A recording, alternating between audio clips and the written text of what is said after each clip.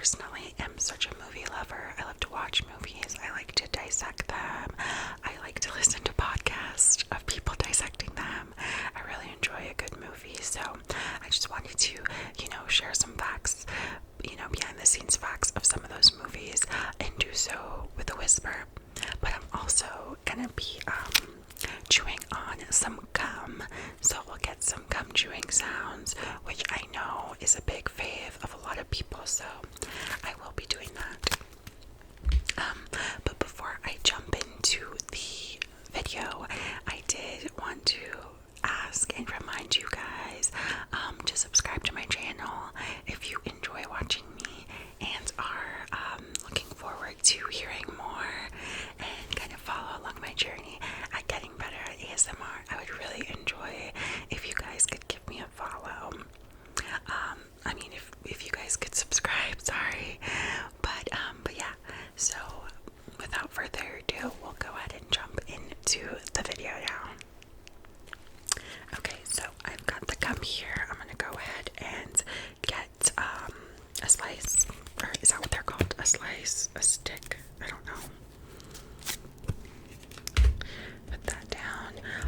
I'm honestly not much of a gum chewer, so I don't usually always have gum. I know some people are like that. They always have gum in their purse or something like that.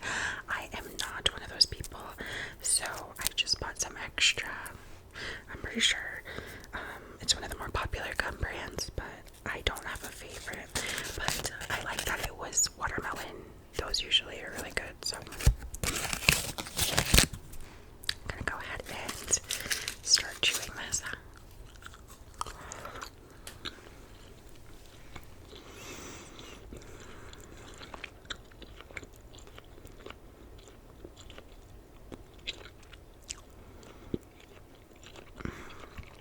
It's really good. It's like so flavorful once you start getting into it. Oh my god. Okay. So I'm not gonna be like chewing aggressively into the mic or anything. But I will be chewing it as I read these facts. So without further ado, let's get into the first one. So, the first fact that we have here is from the Guardians of the Galaxy movie. I'm not gonna lie to you guys. I don't think I've seen one of those movies. I have watched like the Avengers and all those things, but I don't think I saw these. So, but anyways, so here we go. Chris Pratt apparently stole his Star-Lord costume from the set for the sole purpose of having it available so he could show up in costume to visit sick children in the hospital who might want to meet Star-Lord. That's really sweet if he did that. Honestly, guys, I don't know if any of these are accurate. I'm assuming that some of them might be true or might be like a little bit fabricated. I don't know, but it's just for the enjoyment here. So if he did that, that's really sweet. And you can get away for stealing because of that. The second one. This is about the theory of everything. That Stephen Hawking movie. In an email to director James Marsh about the portrayal by Eddie Redmayne, Stephen Hawking said there were certain points when he thought he was watching himself. In addition to his copyrighted voice, Stephen Hawking also lent the filmmakers his Companion of Honor medal and his signed thesis to use as genuine props in the film. That's really sweet. Like, imagine you're watching a movie and someone's doing such a good job at portraying you that you almost feel like you're like going back in time and watching videos and stuff. I guess that like really testifies that Eddie Redmayne is a good actor, probably. Like, he really studied what he was doing. Next, we are on to Armageddon. NASA shows this film during their management training program. New managers are given the task of trying to spot as many errors as possible. At least 168 have been found. I mean, sometimes you gotta suspend disbelief for some of these movies, and I think that's probably one of them. So, it's not too crazy that there's that many mistakes. I think some of the actors in the movie, like Ben Affleck for sure, have like talked about how like factually inaccurate the movie was sometimes. So I think everybody's aware, but it was a good movie. And the soundtrack, come on, I don't want to miss a thing. I love that song. This is from the Dallas Buyers Club. The film's budget was so low that the makeup budget was $250. The film's artists were able to work with that, and the film's makeup and hairstyling won an Oscar. That's crazy.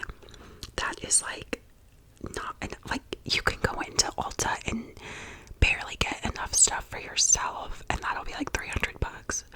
So for a whole movie to be $250 is crazy.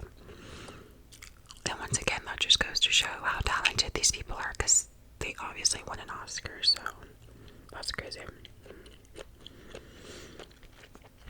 Alright, this is from The Godfather. The cat held by Marlon Brando in the opening scene was a stray that Coppola found while on the lot at Paramount and was not originally called in for the script. So content was the cat that its purring muffled some of Brando's dialogue, and as a result, most of his lines had to be looped. That's cute. They just found a cat and put him in one of the most popular movies ever. Alright. This is from The Matrix. Kung Fu choreographer Wu Ping-wen initially refused to work on the film and hoped that by asking for an exorbitant fee, it would turn off the Wachowskis. It didn't. He next formulated what he considered an impossible request. He said that he'd agree only if he had complete control of the fights, and that he trained the actors for 4 months before they shoot. The Wachowskis complied with his request. So, this is just somebody who took their job very seriously. And I haven't seen the Matrix movies, so I don't know. But I'm assuming that they did a good job since they're so popular. So, maybe he was onto something. I'm really gonna read the facts of like movies that I know about. So, I might be skipping around, but it's okay. This is from Django Unchained. When Calvin Candy, which is Leonardo DiCaprio, smashes his hand on the dinner table, DiCaprio accidentally crushed a small stemmed glass with his palm and really began to bleed. He ignored it, stayed in character, and continued with the scene. Quentin Tarantino was so impressed that he used this take in the final print, and when he called cut, the room erupted in a standing ovation. That's a fact I've heard before. That's crazy, because if I ever cut my hand open, I would be so stressed. And honestly, I think I have this thing now where if I cut myself and start bleeding and I take a look at it, I start getting lightheaded. I think I do that to myself, but I could never do that. But he is Leonardo DiCaprio, so what else do you expect? Okay, this is from Forrest Gump. Tom Hanks was not paid for this film. Instead, he took percentage points, which ultimately netted him in the region of $40 million. Wow. That was a big risk, I feel, because, I mean, it was a good one because it paid off, but how did he know it was going to succeed so much? But he probably really liked the script and wanted to do the movie, so he just decided to do it anyways, which I'm glad he did. I love Forrest Gump. That is such a good movie.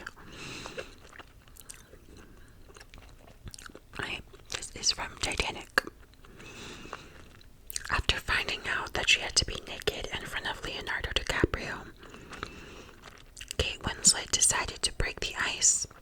when they first met, she flashed him. That is so funny of her.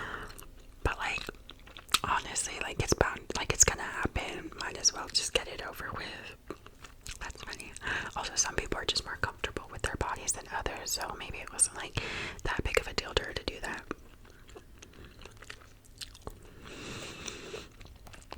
Okay, this is from Schindler's List. To gather costumes for 20,000 extras, the costume designer took out advertisements seeking clothes. As economic conditions were poor in Poland, many people were eager to sell clothing they still owned from the 1930s and 40s. That's interesting. Ooh, this is from one of my favorites, my childhood favorite, and still now I watch this all the time. This is from the Chronicles of Narnia, The Lion, the Witch, and the Wardrobe. Georgie Henley's reaction to Mr. Dumbness at the lamppost is genuine. She had not seen her castmate James McAvoy in his costume before the scene was filmed, so her screams and reaction were real. Georgie's first reaction to the snowy world of Narnia is also genuine.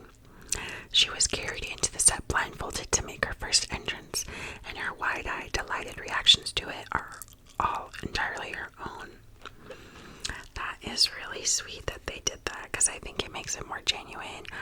She was great in that. I don't know how old she was, but she was great. She's like the heart of the movie, honestly. Oh my god, Mr. Dumbness. I loved him. Like, even back then, I thought he was cute. I had a crush on him, don't tell. But James McAvoy, I ended up, like, when I was getting older, I did end up going through a phase of being in love with James McAvoy. It was after I had seen the movie Atonement. It was a really good movie. Like, y'all need to watch that movie if you haven't. But after I saw him in that movie, I think that spurred my, like, crush on him. So I did have a James McAvoy phase for sure. Okay. This is from The Dark Knight. In preparation for his role as the Joker, Heath Ledger hid away in a motel room for about 6 weeks. During this extended stay of seclusion, Ledger delved deep into the psychology of the character. He devoted himself to developing the Joker's every tick, namely the voice and the sadistic-sounding laugh. R.I.P. Heath Ledger, but he was so talented. So, but I don't know, guys, what do we think about method acting? Because I know some people take it like way too far. I think it was Jared Leto, right, that like would send dead like rats to Margot Robbie for what is it, the Suicide Squad? Like, that's too far. Like, don't be mean to other people. Like, don't. I think if you're gonna get into a space where you have to be for your character, it should be more personal. Like, I don't think you need to be involving other people into something like that, especially if it's like something crazy like sending them dead animals. Like, that's a little far. So I guess I understand the vision, but I mean, because like for a year, Heath Ledger, he just went by himself to seclude himself, like, which is fine, like if he felt like that's what you need to do, but he didn't involve anybody else, which I can appreciate. Okay, this is for John Wick Chapter 2. Keanu Reeves performed about 95% of the fight scenes himself. To prepare for the role, Keanu trained for 3 months. His training consisted of judo, Brazilian jiu-jitsu, marksmanship, and driving. There's an ice cream truck. I have not seen any of the John Wick movies either, so I'm sorry about that, but I know they were popular, but it seems like he's one of those guys that does the action scenes himself, so that's awesome.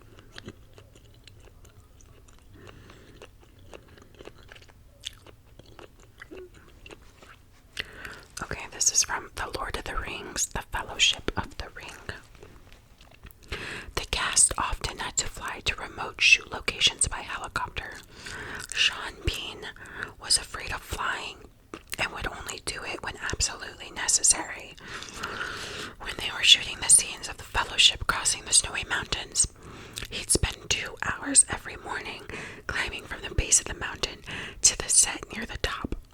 dressed as Boromir. The crew being flown up could see him from their helicopters. That's crazy. But if you're scared, you're scared. Like, yeah, don't. We had to be really scared. I would not be doing a hike every single morning for 2 hours. That sounds terrible. But he's probably really in shape, though. Good for him. This is another one of my favorite, like, comfort movies. I love this movie. I could watch it, like, all the time. I never get tired of it. Pretty Woman. Edward Richard Gere snapping the necklace case down on Vivian Julia Roberts' fingers was improvised by Gere. In Roberts' reaction, laughter was totally natural. The filmmakers liked it so much they decided to leave it in. That, yeah, I remember that is such a cute scene, and I think it like really, it made him endearing because he's kind of like a tough, like exterior type of guy, but you could tell he's sweet. So when he was doing that, it was like a playful little thing. And I mean, Julia Roberts, when she laughs or smiles, like she wins everybody over. So yeah, I love that scene. I just love that movie in general. It's really good. This is from Interstellar. This is my fiance's favorite movie. I've only seen it once because it's really long. For a cornfield scene, Christopher Nolan sought to grow 500 acres of corn, which he learned was feasible from his producing of Man of Steel. The corn was then sold and actually made a profit. That's cool. You know, you gotta make money back on these movies. So, that's awesome. This is from The Terminator. One afternoon during a break in filming, Arnold Schwarzenegger went into a restaurant in downtown LA to get some lunch and realized all too late that he was still in Terminator makeup with a missing eye, exposed jawbone, and burned flesh. And I'm looking at a picture here. That would definitely trip me out. That's so crazy.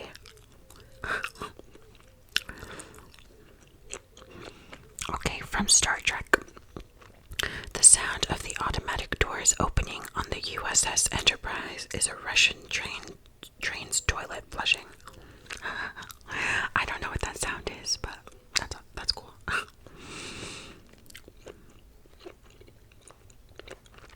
Okay, this is from The Revenant. Leonardo DiCaprio chose to devour a raw slab of bison's liver, even though he is vegetarian. He also had to learn to shoot a musket, build a fire, speak 2 Native American languages, and study with a doctor who specializes in ancient healing techniques. DiCaprio calls it the hardest performance of his career. Well, it won him the Oscar, so I would say he probably thinks it's worth it.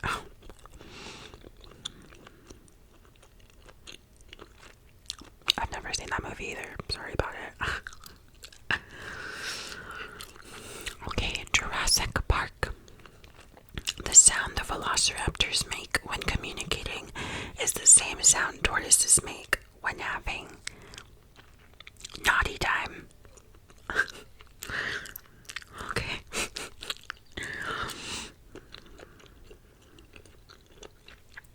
The Imitation Game. Benedict Cumberbatch confessed that in one of the final scenes of the film, he couldn't stop crying and had a breakdown. It was, as he said, being an actor or a person that had grown incredibly fond of the character and thinking what he had suffered and how that had affected him. Yeah, I imagine that has to be so tough as an actor, because I mean, as an actor, you're supposed to like really buy into these roles, and some of them are brutal. Like, some of these characters suffer so much, and I feel like it has to get to you, and you almost feel like, not that you've gone through that, because obviously, but like you have to empathize with any character that you play. So I can imagine this, like even just watching the movie, you cry, but imagine acting like that person and kind of almost seeing firsthand what they go through. Okay, this is I Am Legend. Will Smith grew so enamored of his canine co-star Abby that he tried to adopt her when filming dog's trainer could not be persuaded to give her up. I mean, yeah, you can't just take people's dogs because you like them. So that makes sense. This is from Man of Steel. Henry Cavill refused to take steroids to muscle up for the role. He also refused any digital touch-ups or enhancement to his body in his shirtless scenes. He said it would have been dishonest of him to use trickery while playing Superman, and he wanted to push his body to the limits to develop his physique into one that was worthy of the character. That's nice. You didn't want to fake it, but I have to imagine some of that to not be real. Superman's unreal, but maybe. This is from Slumdog Millionaire, another really good movie. Director Danny Boyle placed the money to be paid to the 3 lead child actors in a trust that is to be released to them upon the completion of grade school at 16 years of age. The production company has set up for an auto rickshaw driver to take the kids to school every day until they are 16 years old. That's great. They were trying to really look out for them in their future. Hopefully, I don't know how old this is, but I assume they're probably that age already, so hopefully they got that money and they're doing well. Okay, this is from The Shawshank Redemption. When Andy goes to the library to begin work as Brooks' assistant in Brooks' Crow, Jake is squawking. Tim Robbins had to time his line. Hey Jake, where's Brooks? So that the crow wouldn't squawk over him, since the bird could not be trained to squawk on cue. Robbins was able to adapt to this and time his line perfectly by learning the bird's squawking patterns, for which writer and director Frank Darabont praised him. Robbins' improvisation is noticeable, as he watches the bird carefully while approaching it, waiting for it to squawk, and doesn't begin his line until after it does so. That's awesome. The Shawshank Redemption is another good movie. When I was looking for facts, I did see that it was just that this movie was kind of a flop when it first came out, but then as the years passed by, it got really popular. That's why it's so highly regarded as a really good movie. I just think people didn't see it at the time, but now it's one of the best movies by critics and stuff. Another one for Titanic. The scene set in 1912, which is the whole movie except the present day scenes and the opening and ending credits, have a total length of 2 hours and 40 minutes, the exact time it took for Titanic to sink. Also, the collision with the iceberg reportedly lasted 37 seconds, which is how long the collision scene is in the movie. That's kind of crazy to think about that, actually. But no, they did a great job on this movie. It's really good. And I know, obviously Jack and Rose are not real, but I think it's such a great movie either way.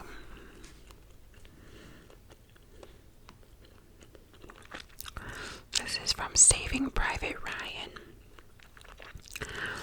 Tom Sizemore was battling a drug addiction during production. Steven Spielberg gave him an ultimatum that he would be blood tested on the set every day of filming, and if he failed the test once, he would be fired and the part of Horvath would be recast and reshot with someone else, even if it was at the end of production. I mean, that's good. That's good that he gave him that, because sometimes I feel you kind of need an ultimatum of some sort to really push yourself to change. So I mean, I assume he did that. I don't know who he is, but I assume he was probably in the movie. So that means he stayed sober, and hopefully he was able to continue that after filming and everything. This is from Wonder Woman.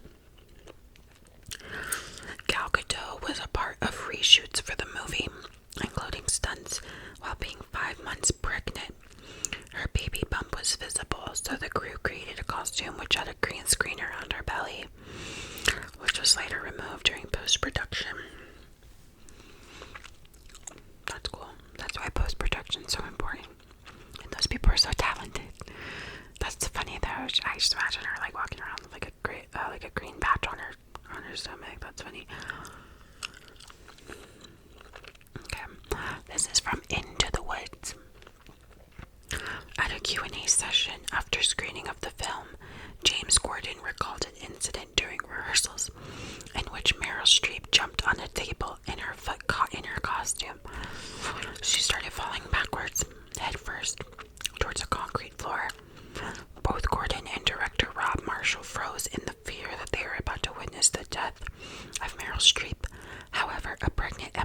woman stepped in and caught straight before she hit the floor.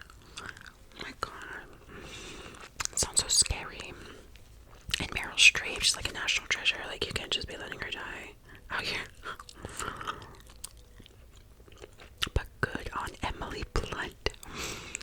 Why were none of the men like able to do anything? But okay, like the pregnant lady had to save the day. This is from Maleficent. Angelina Jolie admitted that she scared little kids while in costume on the set of Maleficent, with one kid actually saying, "Mommy, please get the mean witch to stop talking to me."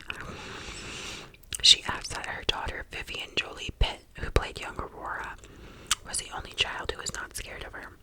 I think I've seen this fact before. That's sweet. Like, obviously, yeah. I mean, but she really wasn't looking that scary, but I guess as a child anything's scary, so maybe those horns were a little wild. Also, her bone structure is insane, so maybe the cheekbones are crazy and they just weren't used to that.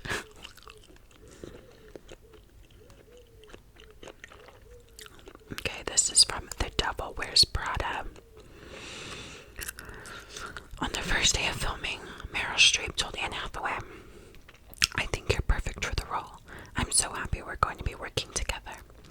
Then she paused and followed it up with, "That's the last nice thing I'll say to you." And it was, "Many fashion designers allowed their clothes and accessories to be used in the film, making it the most expensively costumed film in history.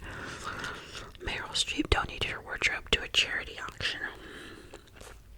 So that seems like it was also like method acting type of thing, but at least she kind of gave a warning and was like, "This is it, like, get ready." So you kind of respect that a little more than if she were just start being like a mean person out of nowhere.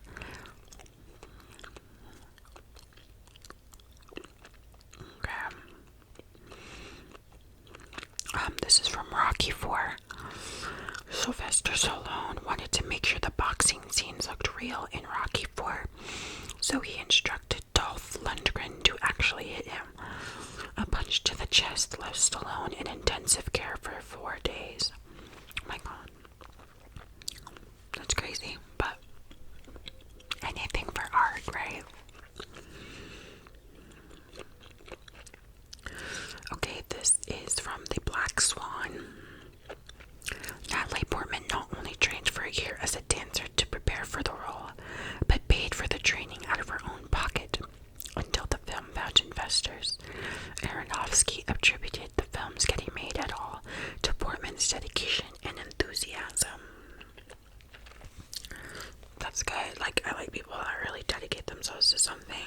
And also, I always like to hear stories about when actors or whatever, like, they really believe in something, so they kind of have to put in their own money behind it. I don't know, I just think it shows their dedication and stuff, so that's cool, and I think it paid off. Like, Black Swan's like a great movie.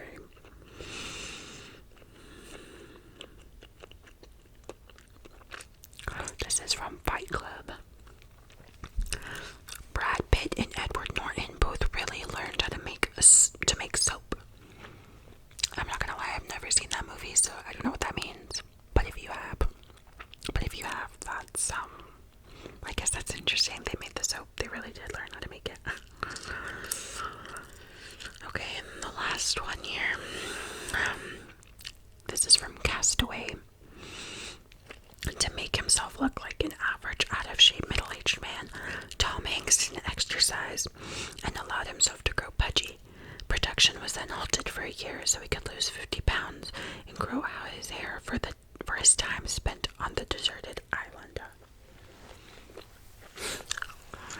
Once again, dedication to the art. I always think it's crazy when people have such physical transformations, just for like a role or something. I know, I think it's like Christian Bale, who's done like the craziest transformations ever. But I mean, to each their own. I don't know. I assume like if you have access to personal trainers and chefs and things like that, like, of course it's probably way easier than if I were to try to, 100 pounds and then lose it and get really built in like months. So I guess that makes sense. But okay, that was some facts for you guys behind the scenes of like movies and stuff. I thought some of those were pretty interesting, especially the ones for the movies that I've actually watched. But either way, I hope you like those. There's way more of those. I got that where I got those from. There's a whole bunch left, so I can maybe do like a part 2 of this in the future at some point, but we'll see.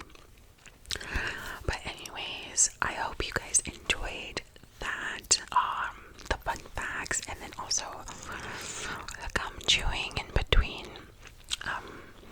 But yeah, so that is gonna be it for the video.